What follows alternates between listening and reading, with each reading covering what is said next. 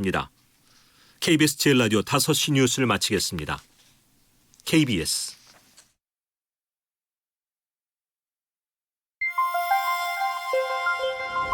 대한민국 중심 채널 KBS 1라디오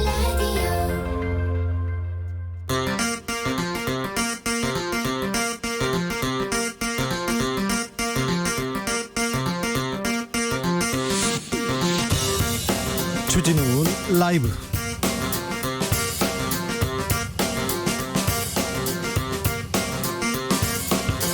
(2020년 5월 12일) 화요일입니다. 안녕하십니까, 주진우입니다. 이태원 클럽발 코로나 여파로 학생들의 개학이 한 번 더 연기됐습니다. 학사 일정에도 차질이 생기지 않을까 걱정입니다.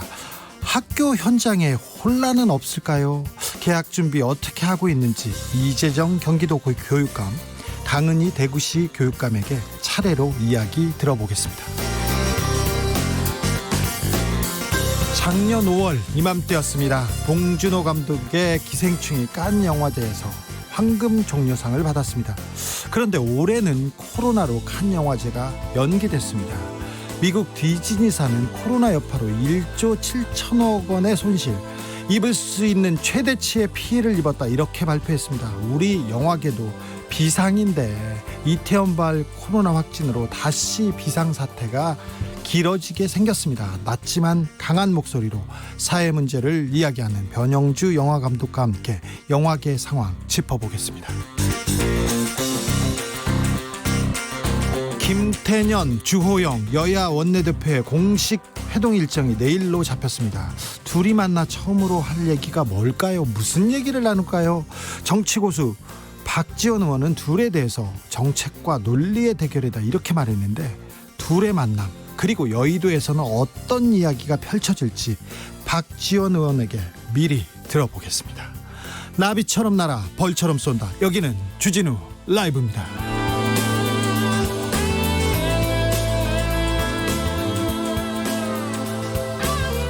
며칠 지났는데 주진우 라이브 이게 이렇게 어색해서야 죄송합니다. 더 연습하겠습니다. 연습으로 안 되는 게 있다는 것도 조금 양해해 주십시오.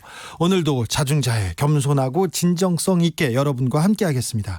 어제부터 긴급 재난지원금의 신청과 기부 시작됐습니다. 오늘은 출생연도가 2와 7로 끝나는 분들 신용카드 홈페이지에서 신청할 수 있습니다. 이거 마스크 살 때 다 해보셨죠? 월요일은 16, 그래서 어제는 66년생 가수 이승환 어제 바로 받았답니다. 네, 사실 65년생입니다, 이분.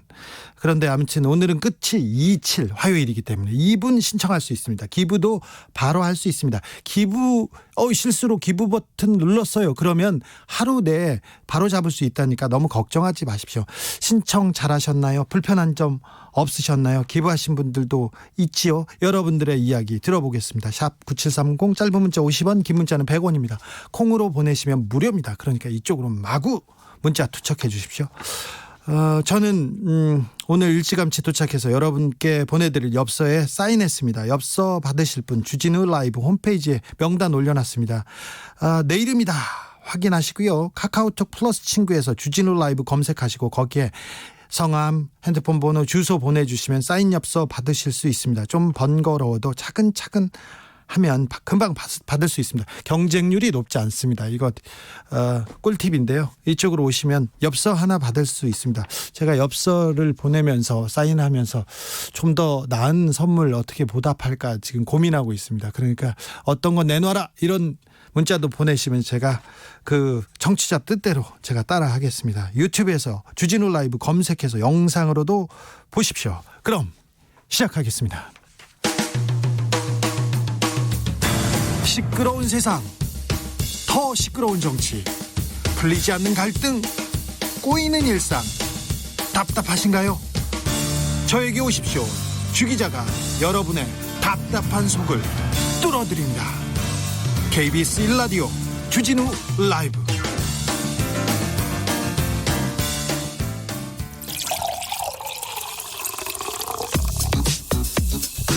만 가지 뉴스 중 진짜 중요한 뉴스만 쭉 뽑아냈습니다. 주 라이브가 뽑은 오늘의 뉴스 주스.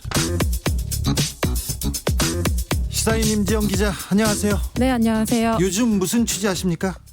요즘에 그 작은 책이라고요. 네. 월간지인데 300호를 냈거든요. 네. 그래서 이렇게 오랫동안 작은 책을 내시는 그 과정이나 네. 뭐 그런 경험들에 대해서 좀 취재하고 있습니다. 임지영 기자는 출판 전문 기자입니다.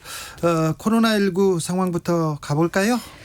네, 오늘 0시 기준입니다. 코로나19 국내 확진자가 어제보다 27명 늘었습니다. 27명 늘었습니다.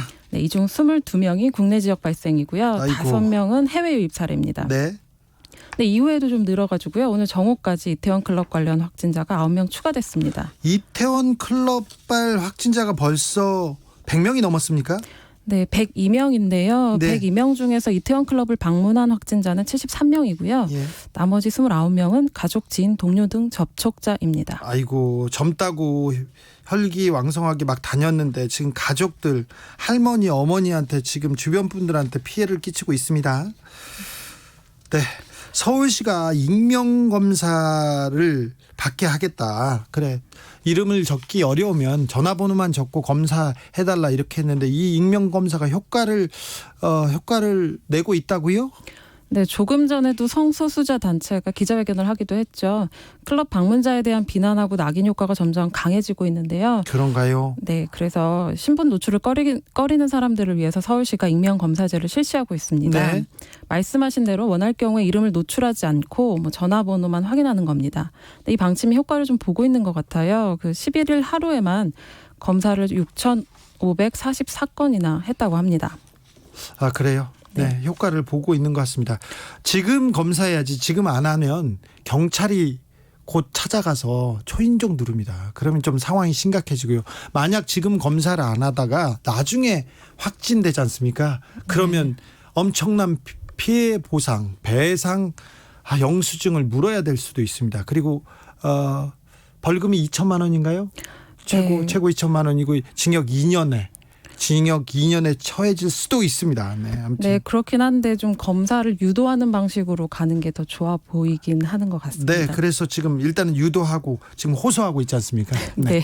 호소 드립니다. 얼른 가서 검사 받으셔야 됩니다.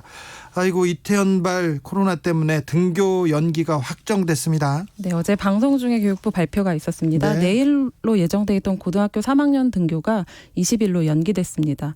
나머지도 다 일주일 연기됐는데요. 네. 고2와 중3, 초등학교 1, 2학년과 유치원생들은 27일, 고1하고 중2, 초등학교 3, 4학년은 6월 3일, 그리고 가장 늦게 등교하는 중1과 초등학교 5, 6학년이 6월로 넘어갑니다. 6월 8일 등교일로 잡혔습니다. 네.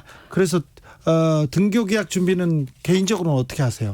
어머니지 않습니까? 네, 저희 아이가 1학년 입학을 앞두고 있는데요. 입학은 했죠. 하긴 했는데 지금 학교에서 돌봄 교실을 다니고 있고요. 예. 네, 아이 아빠가 육아휴직 중입니다. 네. 돌봄 교실은 잘 운영되고 있나요? 네, 만족도가 어떻습니까? 그 저희가 직접 신경 쓰는 일이 없어가지고요. 좀 편하긴 한데요. 네. 그렇지만 이렇게 추가 연기 가능성이 또 얘기되고 있어가지고요. 네. 추가로 연기되면 또 곤란한 상황입니다. 네. 이태원 그 코로나 검사를 안 받을 때 벌금은 최대 2천만 원이 아니라 200만 원입니다. 200만 원인데 2천만 원이라도 물리고 싶은 마음이어서 그런데요. 200만 원입니다. 징역 2년이고요.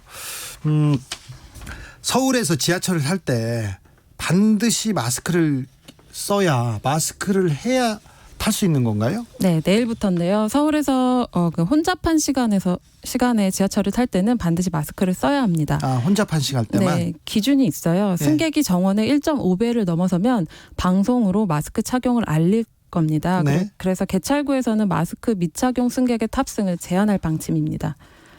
지하철이나 버스 이용률이 좀 많이 증가하기도 했고요. 최근에 이태원 클럽 관련 코로나19 확진자가 급증한 데 따른 조치입니다. 제가 근데 마스크를 잊어버렸어요. 네, 그런 경우도 있을 테니까요. 잊고 나왔는데 그러면 어떻게 합니까? 네, 역사 내에 자판기나 편의점에서 덴탈 마스크를 시중 가격으로 구매할 수 있습니다. 덴탈 마스크는 얼마나 하나요? 얼마인지는 잘 모르겠네요. 요새 많이 올랐다는데. 잘 모르겠습니다. 네. 네, 정확한 또 가격을 말씀드려야지 잘못된 정보를 드리면 안 될 것 같아서요. 네, 저희가 확인해서 나중에 얘기하겠습니다. 네. 중국과 독일 여기는 코로나를 이기나 이런 생각이 그런 분위기였어요. 그런데 재확산 조짐이 보입니다. 네, 좀 정점을 지났다고 보고 봉쇄 조치를 완화한 나라죠. 네. 중국하고 독일에서 다시 집단 감염이 발생할 조짐이 감지되고 있습니다. 막 크게 되는 건 아닌데 11일 중국 국가위생건강위원회는 전날 하루 동안 중국 본토에 코로나19 신규 확진자가 17명 발생했다고 밝혔습니다. 네. 이 자체로 큰 숫자는 아닌데요. 네. 중요한 건 지난달 30일 이후에 9일 동안 신규 확진자가 한 자릿수를 유지해 왔다는 겁니다. 어떻게든 유지해 왔는데 네. 다 믿을 수는 없지만 유지해 왔는데 갑자기 늘었네요. 네, 특히 중국 내 코로나19 발원지죠. 지난달 8일 봉쇄가 해제된 후베이성 우한에서 10일 하루 동안 한 동네에서 5명이 무더기로 감염되는 일이 발생했습니다. 독일에서는요? 네, 공공생활 제한 조치가 완화된 독일인데요. 도축장하고 양로원을 중심으로 다시 확진자가 급증하고 있습니다. 네. 우리나라 질병관리본부 격인 독일의 로베르트 코흐 연구소라고 있어요. 여기서 10일 정부의 공공생활 제한 조치 완화 이후에 코로나19 재생산 지수가 1.1로 올라갔다고 발표했습니다. 네. 네, 감염자 한 명이 타인에게 얼마나 바이러스를 옮길 수 있는지를 나타내는 재생산 지수인데요. 지난 6일만 해도 0.65까지 줄었습니다. 네. 어제 소개한 내용인데 문재인 대통령이 전 국민 고용보험 시대를 열겠다 이렇게 얘기했는데 이 내용이 국회에서 논의되고 있죠? 네, 저소득층과 취업 계층의 구직 활동을 돕기 위한 구직촉진법이 어제 국회 환경노동위원회를 통과했습니다. 문 대통령이 전국민 고용보험 시대 기초를 다지겠다고 했죠. 네, 이를 뒷받침하는 예술인의 고용보험 가입을 의무화하는 고용보험법 개정안도 환노위의 문턱을 넘었습니다. 네. 구체적으로는요. 저소득층 구직자에 대해 월 50만 원씩 최대 300만 원의 수당을 지급하는 내용을 담고 있고요. 여기서 약간 다들 이렇게 주목하고 있는 것이 여야가 일단 고용보험 확대와 관련해서 그 예술인만 고용보험 적용 대상에 포함시키기로 했습니다. 예. 그 특수고용직 노동자가 이번에 빠졌는데요. 예. 미래통합당에서는 그 특수고용직 같은 경우에는 법 적용 범위가 너무 크고 실업 기준도 모호하다고 다음 국회에서 논의하자고 반대했습니다. 네. 덴탈 마스크를 지하철 역사 내에서 시중 가격으로 구매할 수 있다는 방침이었는데 최근 덴탈 마스크 수요가 급증하면서 시중 가격이 700원에서 1,000원 선으로 껑충 뛰었답니다. 원래 한 100원, 200원 정도 했는데 지금 뛰었다는데 그 시중 가격으로는 판다고 하니 뭐 큰 어려움은 없을 것으로 보입니다. 랜덤 채팅 앱이 청소년 유해 매체물로 선정됐다는데 랜덤 채팅 앱 이게 뭡니까? 네, 그 성매매 플랫폼으로 많이 사용되는 그 어플리케이션입니다. 네. 특징이 회원가입이나 로그인 없이도 아이디를 생성할 수 있고요. 익명성이 특징입니다.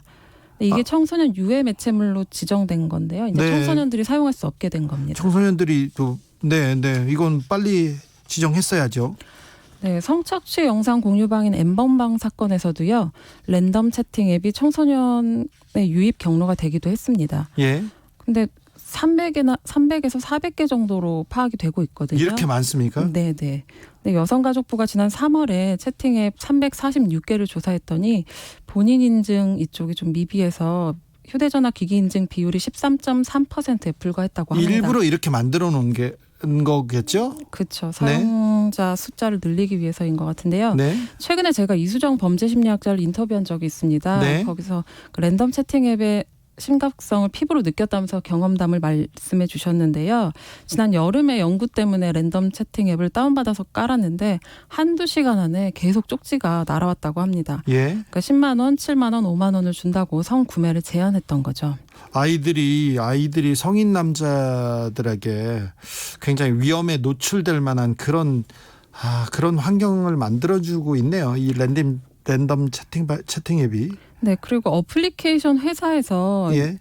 대화창을 오래 열어놓으면은 커피 쿠폰을 준다고 하거든요. 예. 네, 그래서 아이들이 오랫동안 그 어플리케이션에 머물러야 성인 남자들이 오고 그래서 그걸 오래 붙드는 방법으로 쿠폰을 주는 식입니다. 경찰이 이거 어떻게든 빨리 수사를 해서 이거 문제가 있고 특별히 청소년들을 대상으로 하는 범죄 이 부분에 대해서는 빨리 수사를 해서 좀 괄목할 만한 성과를 내놓으면 이 랜덤 채팅 앱도 조금 사라질 텐데 그런 생각이 듭니다. 억울하다는 유서를 남기고 세상을 떠난 경비원 그 경비원에 대한 추모가 이어지고 있습니다.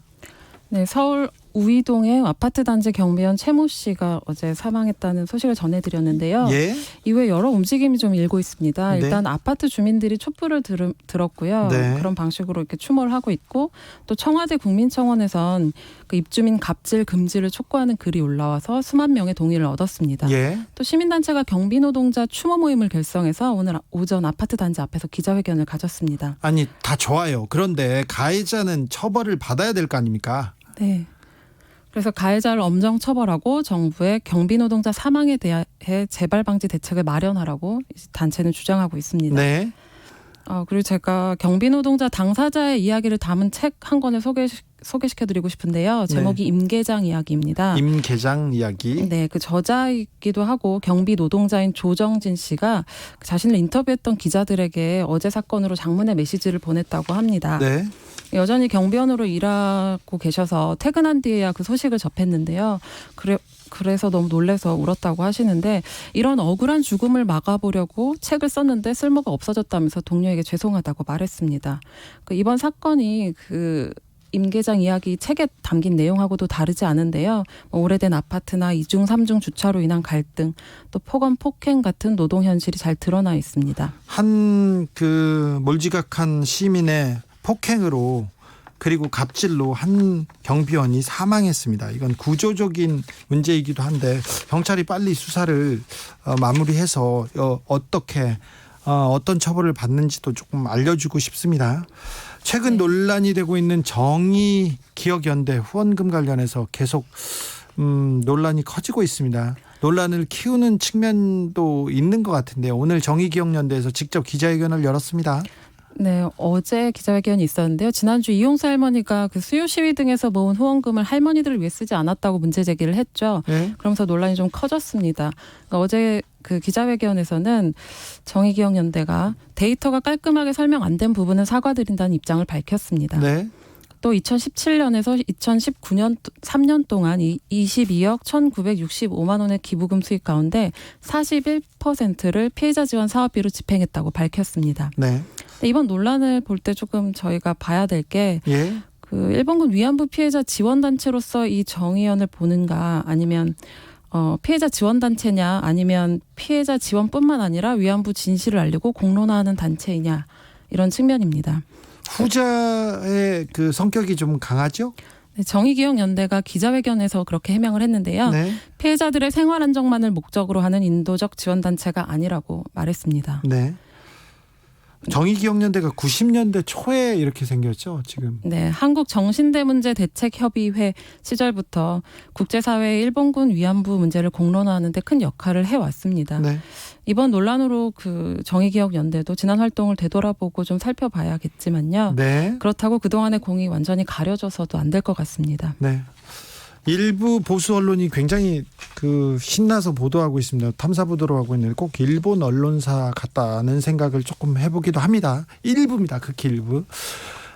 여기까지 할까요? 네. 주스 시사인의 임지영 기자 함께했습니다. 감사합니다. 네, 감사합니다. 정혜경님이 덴탈 마스크를 올해 1월에 한 장에 100원에서 130원 사이에서 샀는데 1,000원이라뇨. 애구구 너무합니다.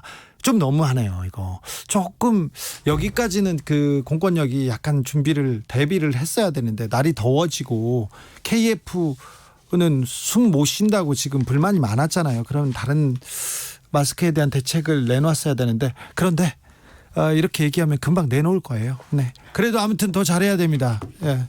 더 잘해야 됩니다. 더 잘해야 됩니다. 우리 정부는. 우리 국민의 눈높이와 우리 국민의 수준이 워낙 높기 때문에 더 열심히 해주셔야 됩니다. 최용경님, 긴급 재난지원금 새벽에 신청함.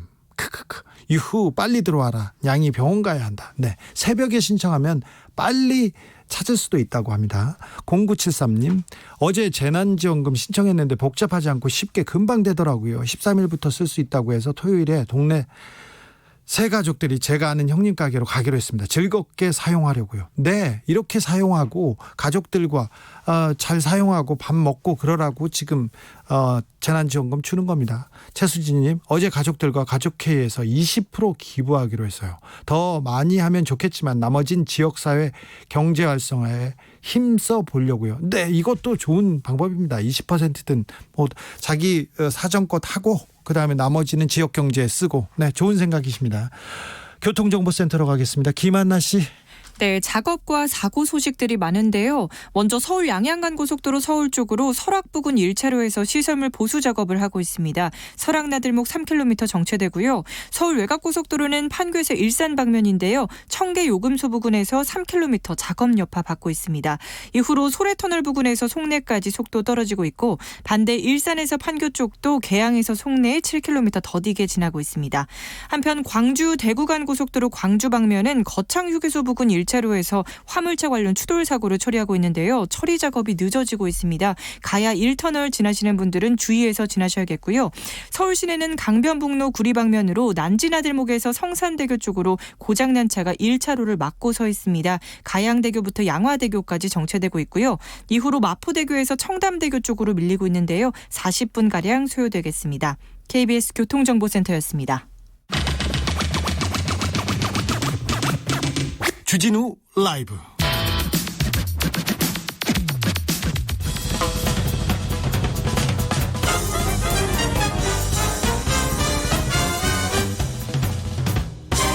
훅 인터뷰. 모두를 위한, 모두를 향한 모두의 궁금증 훅 들어갑니다. 훅 인터뷰.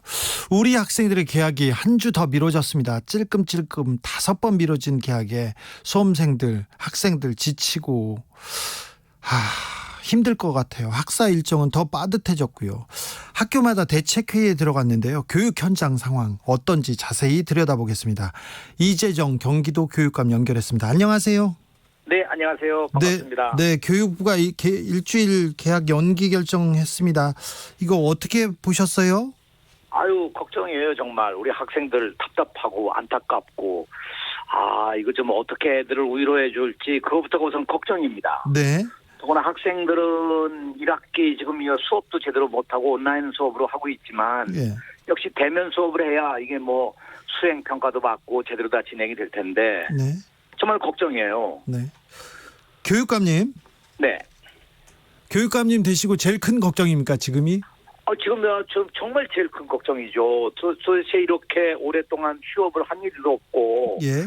또 앞날이 그렇다고 너무 밝은 것도 아니고, 아시다시피 이번 13일 내일은 정말 개학할 줄 알았는데, 네. 이게 뭐 지난 5월 6일부터 뭐 그냥 신규 확진자가 늘어나면서 지금 어디까지 갈는지 잘 모르잖아요. 네. 그러니 개학할 수도 없는데, 그렇다고 학생들 앞으로의 장래를 어떻게 해도 좋을지 우리도 참 걱정입니다. 네. 교육감님이 등교 개학을 하면 학생들이 주도적으로 참여할 수 있는 생활 방역 환경을 만들어 가겠다, 이렇게 말씀하셨는데, 학생들이 주도적으로 이게 가능한가요? 저는 정말 이 아이들에게 시키는 것보다 네. 아이들이 직접 깨닫고 직접 하는 게 중요하잖아요. 예. 그러니까 우리가 어떻게 예방할까 하는 그런 매뉴얼 같은 것도 학생들이 직접 만들고. 네. 학생들하고 같이 네. 만드셨어요? 그렇죠. 그 만들고 저희들이 학생이 참여하는 이런 제목으로 누구나 코로나19 예방 챌린지, 네. 이런 프로그램도 지금 진행하는데, 아이들이 가령 뭐 예방 수칙을 잘 지켜나간다든가 서로 약속한다든가 구호를 만든다든가 이런 걸 인증사진을 찍어서 올리는 방법으로 네. 우리 같이 한번 이걸 이겨나가 보자, 이런 운동도 벌이고 있습니다. 네. 학생 입장에서 만드는 그 네, 운동이네요. 그렇습니다. 일주일 뒤 아무튼 등교 개학이 시작되면 학생들이 발열 체크하고 건강 관리하고, 그런데 좀 잘 그 머릿속에 그려지지 않습니다. 학교 현장은 어떻게 돼갑니까, 이게 등교 개학을 하면?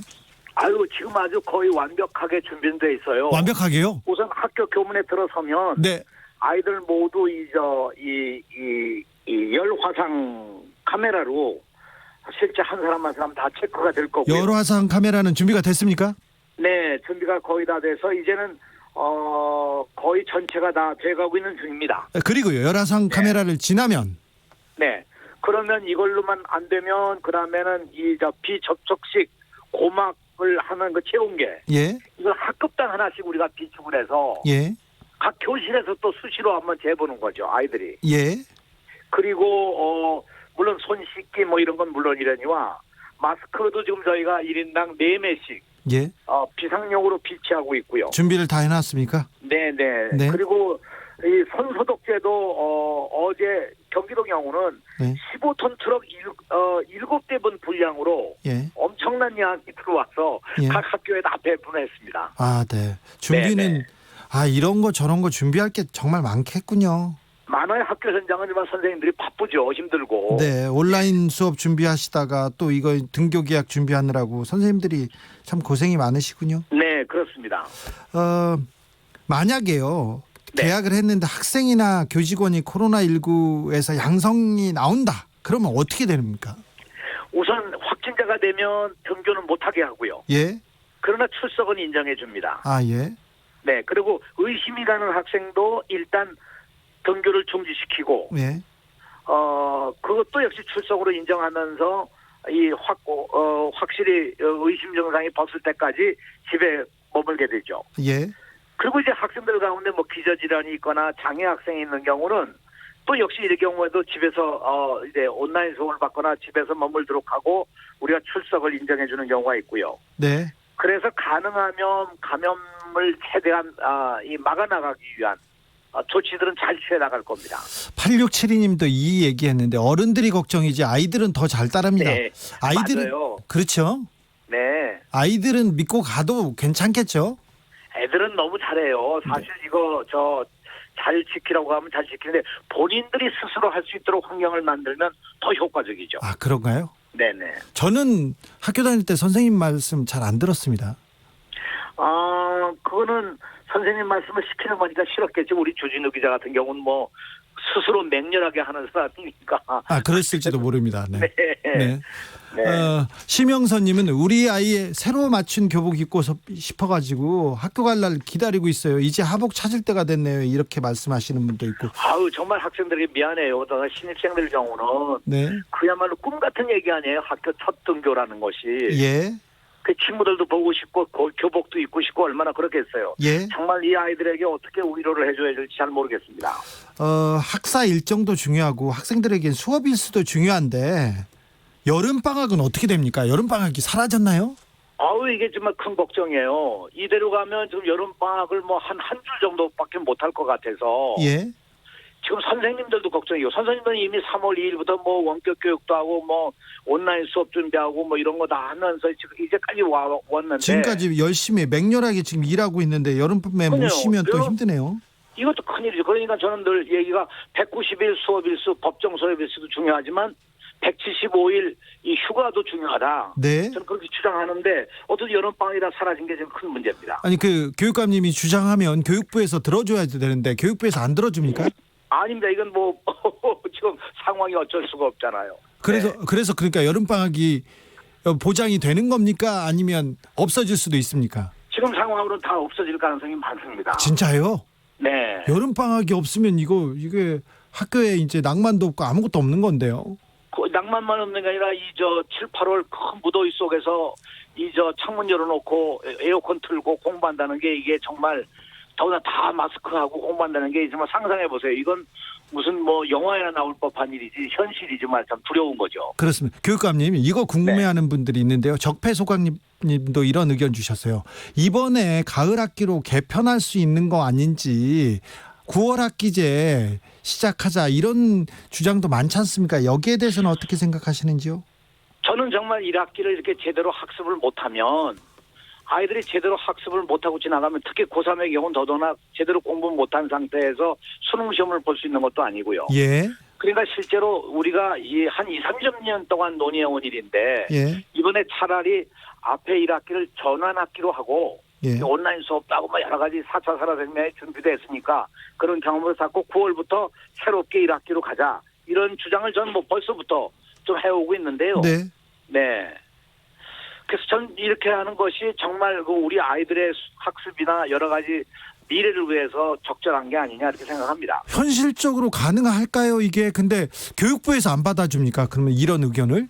아닙니다. 이건 이제 지금 현재로는 방역에 최선을 다해서 아이들이 감염을 막는 게 우선이니까 네. 우선 여기에 집중해 오느라고 이걸 논의를 못했습니다만 네. 근데 솔직히 말씀드리면 우리 경기도교육청이나 서울교육청에서 우리 내면적으로 논의들을 열심히 하고 있습니다. 아, 예, 그런가요? 네.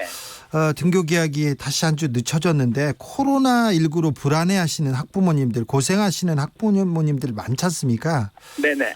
이분들에게 이게 경기도 교육감, 경기도 교육의 수장으로서 한마디 부탁드리겠습니다. 네, 정말 아주 학부모님들이 얼마나 힘들고 어려우시겠어요. 아이들 학교도 못 가니까. 저희가 지금 이제 온라인 수업도 열심히 하고 있고 원격 수업도 우리가 진행하고 있는데 하여튼 이런 상황 속에서 학부모들도 좀 인내를 가지고 아이들 좀 잘 지켜주시고 아이들 격려해 주시면 제일 좋겠습니다. 우리가 학생들의 꿈을 이룰 수 있도록 저희 학교로서는 최선을 다해서 여러 가지 상황에 대비해 나가도록 하겠습니다. 고생하시는 선생님께도 한 말씀 부탁드릴게요.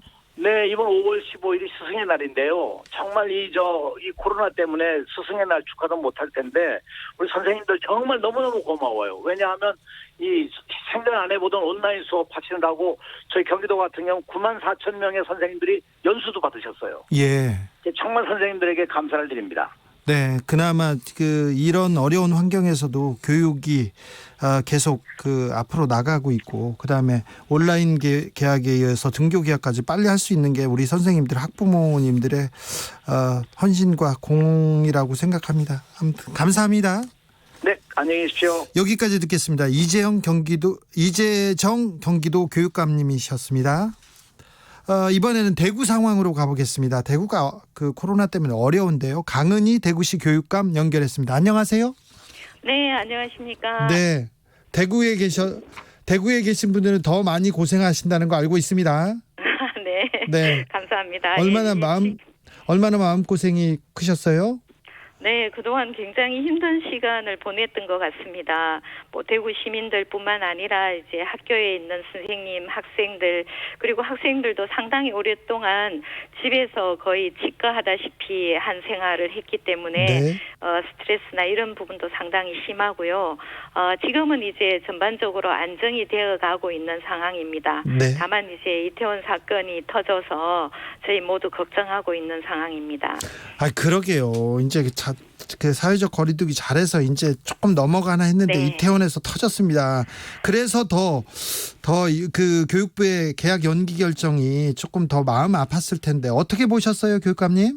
네, 사실 이제 연휴를 지나면서 대구는 뭐 한동안 확진자가 거의 발생하지 않았던 상황이라서 시민들도 그렇고 우리 학교 교직원들도 조금 마음적으로 안심을 하고 있는 상황이었던데요. 그런데 갑자기 이런 대규모 사건이 터져서 우리 대구는 다시 긴장을 하지 않을 수 없는 상황입니다. 예. 그래서 대구시도 그렇고 저희 교육청도 또다시 여러 가지 방안에 대해서 다시 한번 점검을 하고 개학이 또 연기된 상황이라서 사실은 또 학교 현장에서 상당히 개학에 대한 기대감도 있었거든요. 예. 그런 부분들이 이제 갑자기 연기가 되어서 많이 실망스럽고 또 안타깝고 또 곧바로 내일로 준비했던 학교 현장에서는 많이 혼란스러워하는 상황입니다. 뭐 식자재도 구매를 했는데 폐기를 해야 되는 상황이고요. 아, 그렇겠네요. 네, 그런 여러 가지 부분들 때문에 현장에 많은 부담을 드린 부분도 많이 안타깝지만 뭐 지금 이 상황을 조금 더 안전하게 우리가 끌고 나가야 되기 때문에 많은 분들이 이해하시고 또 다시 한번 마음을 가다듬어서 잘 극복할 수 있도록 준비를 잘 했으면 좋겠습니다. 대구는 등교 계약이 진행되더라도 조금 더 세부적으로 신경을 쓰고 있는 게 보여요. 고3을 제외하고는 뭐 격주제, 오부제, 격일제, 단축섭 뭐 여러 안을 내놓고 있는데 대구는 어떻게 대비하고 있는 겁니까? 네, 기본적으로 이제 학교는 가대 학교가 있고 가밀 학급이 있습니다. 예. 대구에 있는 가밀 가대 학교를 우선적으로 해소하는 방안이 필요했고요. 예. 그다음에 이제 소규모 학교라도 만일의 경우에 대비해서 확진자의 수를 줄이는 그런 방법이 같이 동시에 필요한 상황이어서요.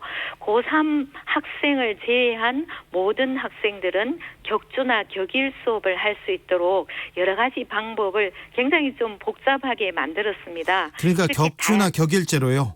네네. 그래서 격주로 하는 수업의 경우에는 고2 학년들이 동시에 나오면 교실을 다시 고등학교 1학년하고 교차하도록 해놨습니다. 그러니까 한 층에는 내 옆반은 비어 있도록 해놓고요. 네. 그리고 다시 격주로 수업이 되면 그 비어 있던 교실 옆에 있는 교실을 다른 학년이 사용할 수 있어서 복도에서 학생들이 자주 부딪히는 것을 예방하고 그리고 급식실을 사용할 때도 최소 인원으로 사용할 수 있도록 그렇게 시스템 자체를 설계했습니다. 격일도 마찬가지고요. 격일은 학년 단위로 홀수반, 짝수반 이렇게 해서 등교를 하도록 하고 그리고 또 가밀 학급의 경우에는 한 반을 2개 팀으로 나누어서 네. 오늘 등교하는 반, 집에서 온라인 수업을 하는 반, 그리고 혹은 교실이 비어 있으면 한 반을 나누어서 옆반에서 온라인 수업과 미러링을 동시에 하면서 수업을 진행하도록 이렇게 학교 단위에서 학교의 상황에 맞게 다양하게 선택할 수 있도록 여러 방안을 제시하고 있습니다. 다양한 선택. 선생님들이나 아무튼 교육감님이나 다양한 선택을 위해서 엄청난 노력과 네.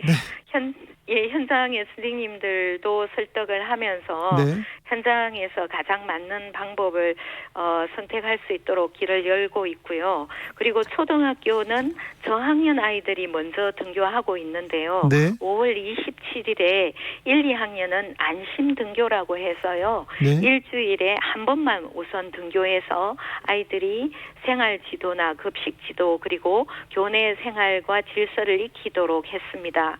그리고 6월 3, 4, 5일 이때는 3, 4학년이 같이 1, 2학년과 등교하면서 3일 동안 3부제 등교를 하게 됩니다. 예를 들어서 한 반에 30명인 아이들은 한 반에 10명씩 해서 3일간 교차해서 등교를 하고 네. 학교 생활에 어느 정도 안정이 되면 6월 8일에는 학교 전체가 등교하되 역시 격일 등교를 하는 게 기본으로 하고 등교하지 않는 아이들은 지금 현재의 원격 수업을 그대로 활용하도록 준비를 했습니다. 코로나 시대 기약 정말 전쟁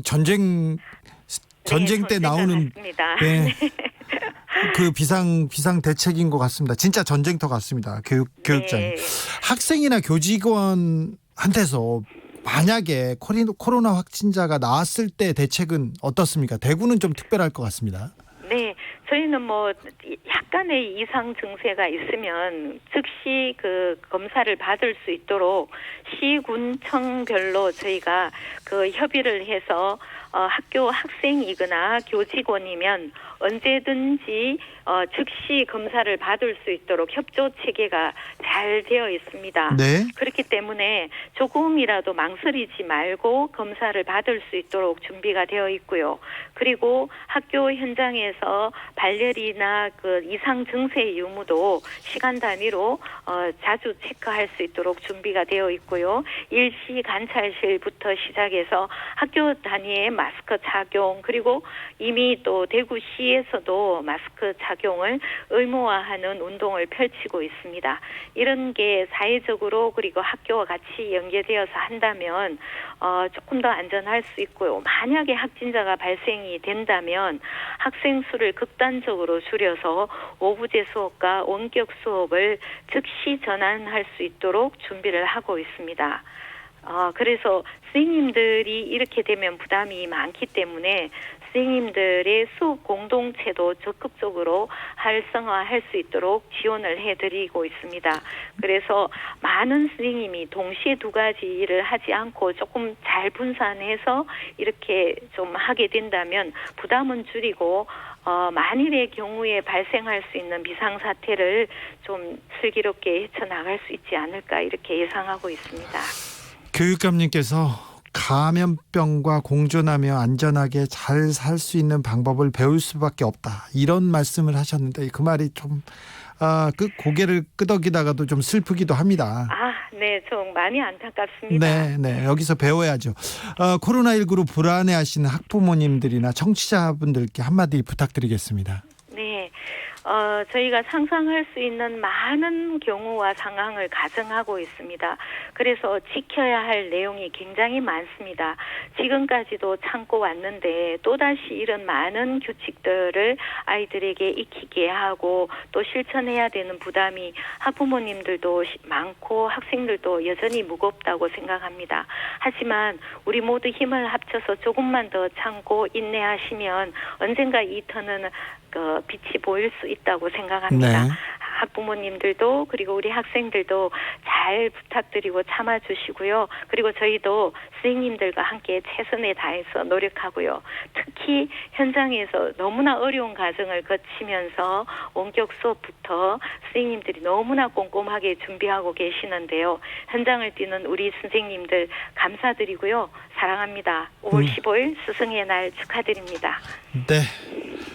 여기까지 하겠습니다. 지금까지 강은희 대구시 교육감이었습니다. 감사합니다. 네, 감사합니다. 임성민 님이 현재 코로나로 인해서 등교 관련해서 교육감 인터뷰하는데 기자님도 그렇고 교육감도 그렇고 다들 교사들만 고생한다고 언급하는데 너무하시네요. 지방 공무원을 비롯한 교직원들도 다들 함께 정상 등교를 위해서 노력하고 있습니다. 안타까워 몇 자 적습니다. 네, 등교를 위해서 그리고 학생들을 위해서 고생하시는 공무원들 그리고 교직원들한테도 감사함 전하겠습니다. 감사합니다.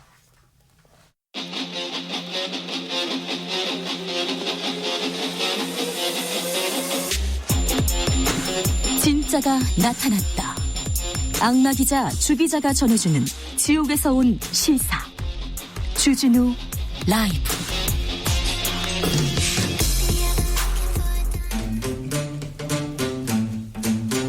느끼는 요즘 우리 사회 그것이 궁금하다.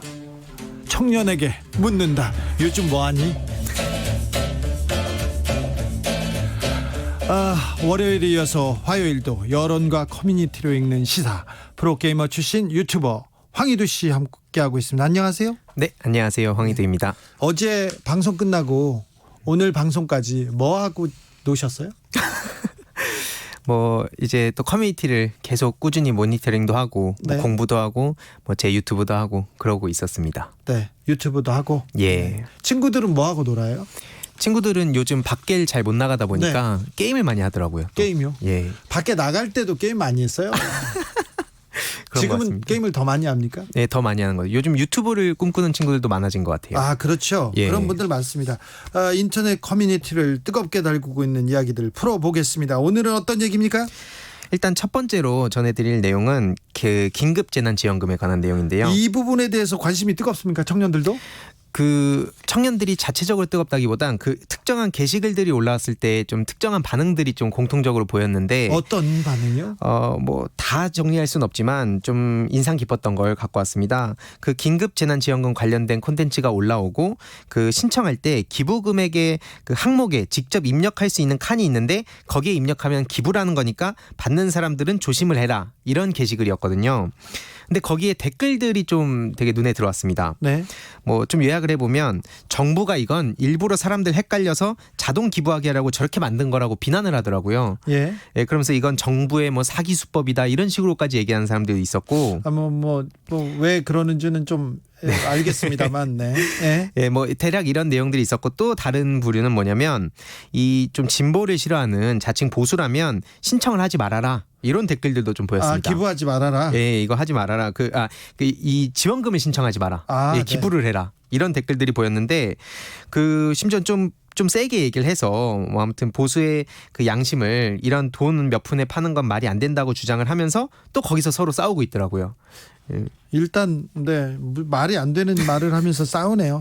예. 젊은 사람들이 싸우는 거는 좋은데 말로 싸우는 건 논리로 싸우는 거는 좋은데 네. 요거는 싸울 거리가 아닌 것 같습니다. 그렇죠. 이게 정작 이 본질이 흐려지고 어느 순간 서로 진보와 보수로 나뉘어서 싸운다든지 아니면은 이건 정부의 음모다 이런 식으로까지 얘기가 흘러가는 걸 보면 애초에 취지와는 전혀 다른 데에서 얘기가 흘러가는 것 아무튼 같습니다. 얘기가 흘러가다가 정부의 그 음모다, 예. 사기다 이런 쪽으로 흘러가네요. 예. 1727님이 재난지원금 신청하실 때 기부하기와 신청하기 잘 누르셔야 하더라고요. 헷갈릴 수가 있습니다. 진짜 헷갈린 분들이 있습니다. 그런데 하루 내에는 정리할 수 있다고 합니다. 마인SD님도 클릭이 헷갈리게 돼 있긴 해요. 재난지원금 이거 정부의 음모인지는 잘 모르겠으나 네, 네, 유의하십시오. 예. 유의하십시오. 다음 이슈는요? 그 최근에 또 되게 저도 울컥했는데 그 입주민 폭행으로 결국에 극단적인 선택을 하신 한 경비원 네. 님에 대한 그 추모 물결이 이어지고 있는데 그 이야기를 다루는데 저는 거기에선 다들 같은 생각을 갖고 있을 줄 알았어요. 네. 그럼에도 불구하고 일부 그 댓글들 반응을 보니까 그게 아니더라고요. 아, 그래요. 이 부분에 대해서도 다른 얘기를 하는 사람이 있습니까? 창의적이네요. 정말 화가 났는데 네. 제가 정말 방송에서 순화해서 말씀을 드리는 네. 겁니다. 뭐 이제 그런 정도로 스스로 목숨을 끊을 정도면 그냥 그건 돌아가시는 게 맞지 않냐. 요런 그걸 굉장히 자극적으로 쓴 사람들도 있었고 그런 사람들이 있어요. 예, 정말 그건 나약한 거다. 그러니까 그런 식으로 얘기도 하고 또 둘 다 문제다. 때린 사람이나 맞은 사람이나 이건 둘 다 잘못한 거라는 식으로 얘기하는 사람도 있었고 예.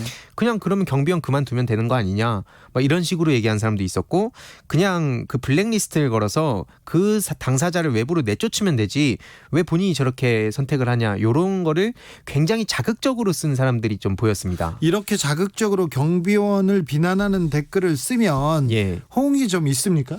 거기서도 의견이 좀 갈리긴 하는데 어떤 식으로 그런 그 혐오 일종의 그러니까 특정한 정치적인 메시지라기보다도 제가 생각했을 때는 그냥 자연스럽게 어떤 분풀이를 하는 것 같다는 생각도 들었습니다. 그러니까 막 남을 욕하고 막 비아냥대고 하면서 스스로 그 안에서 되게 쿨하다고 생각하는 경우도 있는 것 같고 그냥 왜 그런지 모르겠지만 일종의 재미로 하는 사람들도 좀 보이는 것 같고요. 네, 남의 불행을 보고 남의 목숨을 두고 이렇게 분풀이를 하거나 아무렇게나 그 배설하는 그런 행위는 절대 정당화될 수는 없습니다. 이게 예. 무엇보다도 그 도덕적으로 이거는 용서되기 어려운 문제인데 이런 좀 생각을 조금 더 하셨으면 합니다. 맞습니다. 여기에도 역시나 그리고 또 지역 감정이 또 빠지지 않았습니다. 지역 감정이요? 이 가해자는 분명히 고향이 경상도일 듯 아니다 전라도일 듯 뭐 여긴 민주당 지지 동네다 막 이런 식으로 또 얘기가 흘러가는 것도 포착이 됐습니다. 아, 네.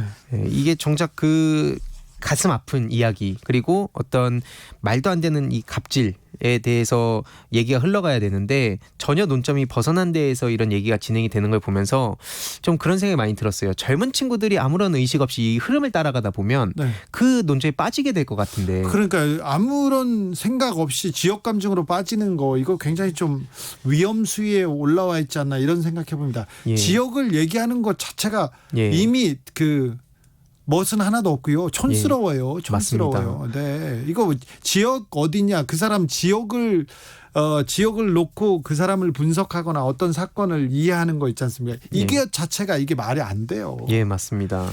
그걸 젊은이들이 좀 아셔야 될 텐데. 네. 저도 그래서 이거를 지금 이런 이야기들 다룬 이유가 여태까지는 좀 기성세대 분들께서는 아직 이 정도인지는 잘 모르셨던 것 같아요. 네. 좀 외면하고 이걸 방치했다면 이제는 이런 얘기들이 흘러가고 있구나라는 걸 좀 전하고 향후에 이런 문제를 우리가 사회적으로 어떻게 해결할 수 있을까 이런 거에 좀 같이 관심을 가져주셨으면 좋겠습니다. 네.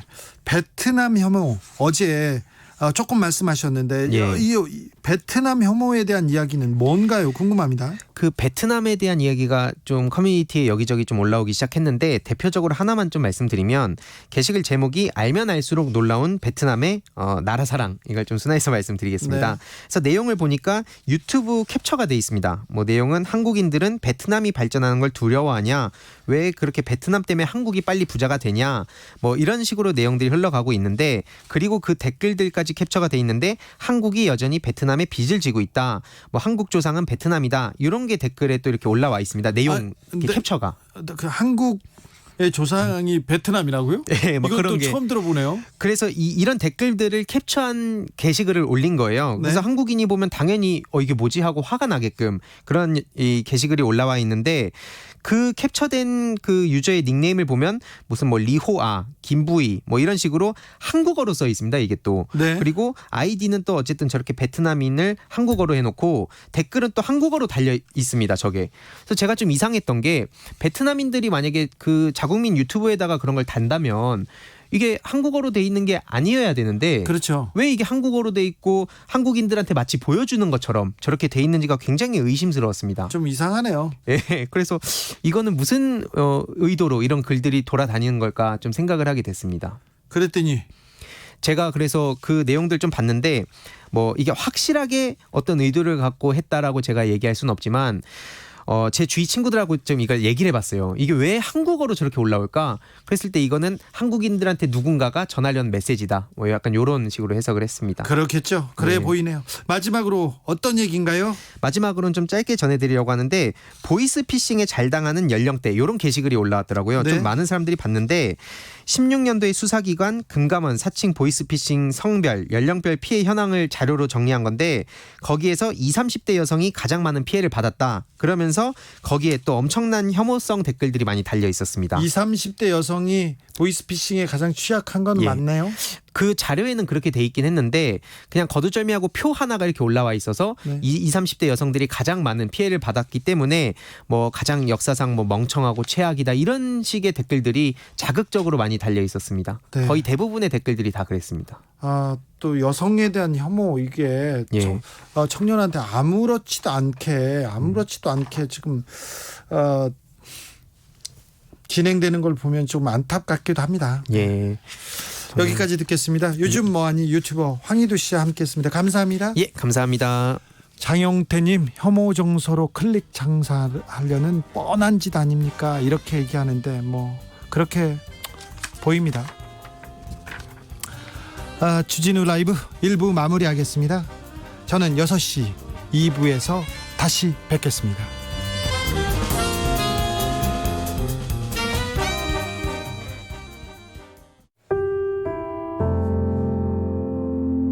KBS 라디오 연중기획 희망충전 대한민국 377번째 이야기. 안녕하세요. 아나운서 이연주입니다. 아이들 앞에서도 점점 심해지는 남편의 폭력에 엄마는 두 아이를 혼자 키우기로 마음먹었습니다. 그리고 세 식구의 생계를 위해 밤낮 없이 일했는데요.